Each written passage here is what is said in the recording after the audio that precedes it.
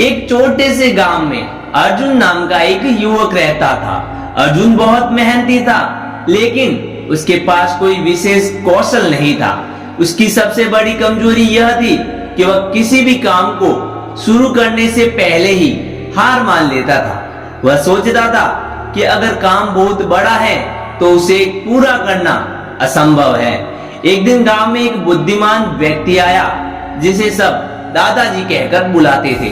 दादाजी ने अर्जुन को कई बार निराश होते देखा और उससे पूछा, बेटा तुम इतने हताश क्यों हो? अर्जुन ने उत्तर दिया, दादाजी मैं कुछ बहुत बड़ा करना चाहता हूँ, लेकिन हर बार मुझे लगता है कि मैं असफल हो जाऊंगा। काम बहुत बड़ा है और मेरी क्षमता कम है। दादाजी ने मुस्कुराते हुए कहा, अर्जुन क्या तुम रोज एक छोटा कदम उठा सकते हो? अर्जुन ने चौंकते हुए पूछा, क्या मतलब है दादाजी?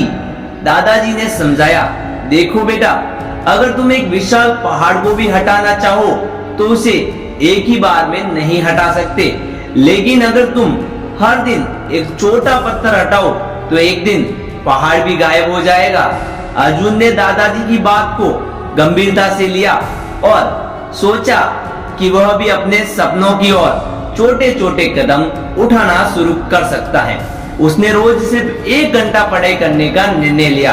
पहले तो उसे लगा कि यह बहुत कम है, लेकिन धीरे धीरे यह आदत बन गई।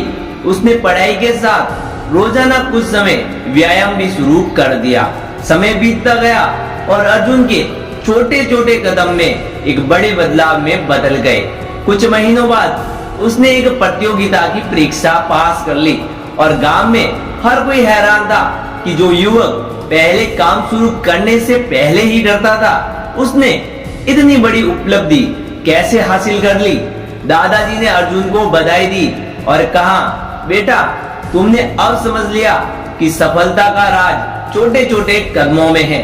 जब हम छोटे लक्ष्य तय करते हैं और उन्हें पूरा करते हैं तो हम आत्मविश्वास से भर जाते हैं और बड़े लक्ष्य भी हमें आसान लगने लगते हैं। अर्जुन ने विनम्रता से कहा, हाँ दादाजी, अब मुझे समझ आ गया है कि असंभव कुछ भी नहीं होता, बस हमें धैर्य रखना चाहिए और छोटे छोटे कदम उठाते रहना चाहिए। इस कहानी से हमें यह शिक्षा मिलती है कि चाहे लक्ष्य कितना भी बड़ा क्यों न हो, उसे छोटे छोटे हिस्सों में बांटकर पूरा किया जा सकता है।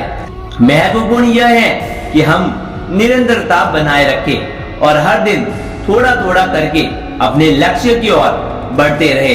छोटे कदम ही बड़े बदलाव लाते हैं और अंत में बड़ी सफलता की ओर ले जाते हैं। अगर आज की कहानी से आपको कुछ सीखने को मिला है तो यह कहानी अपने दोस्तों और परिवार वालों के साथ शेयर जरूर कीजिएगा और ऐसी और कहानी देखने के लिए हमारे चैनल को लाइक शेयर और सब्सक्राइब करना ना भूलिएगा। तो मिलते हैं अगले वीडियो में, तब तक के लिए जय श्री राम, जय श्री महाकाल, धन्यवाद।